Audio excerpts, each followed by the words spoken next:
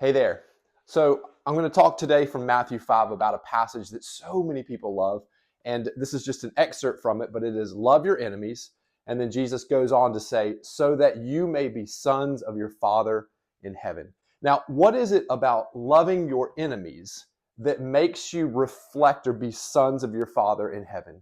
And that's that something about loving, especially the enemy, reflects the character of God in such a way that we show and identify ourselves to be sons and daughters of our Father, of God who is in heaven.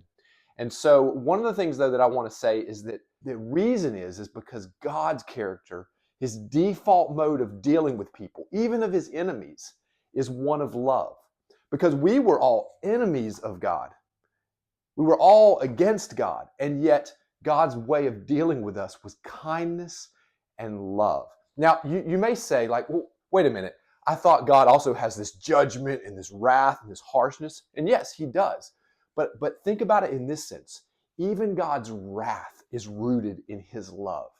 If you, we all have probably a friend or a family member or someone close to us who we know who is making or has made foolish choices in their life. Maybe it's that they make just constantly foolish financial decisions, or maybe that they have an addiction problem in their lives, or whatever it may be. And you look at that person and it's frustrating because you see so many choices they make that are destroying their life, that are harming them, that are maybe even harming and having consequences on the lives of those around them. And what is your response to that? It's anger.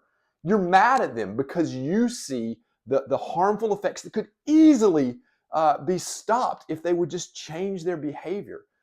And yet you don't hate them. Even your feelings of anger are rooted in what? Your love for them. You want good for them. And it's the same with God, that he looks and he sees our sin and he sees how it's destroying us. It's causing havoc in our own lives. It's taking this divine nature within us and it's thwarting and perverting and distorting in a way so that we're not who God created us to be. And worse than that, we're destroying the lives of people around us. Our sin is creating ripples in this cosmic pond that are affecting the lives of those around us as well. So that this world isn't what God created it to be. And it grieves God, but it also makes God feel this level of anger.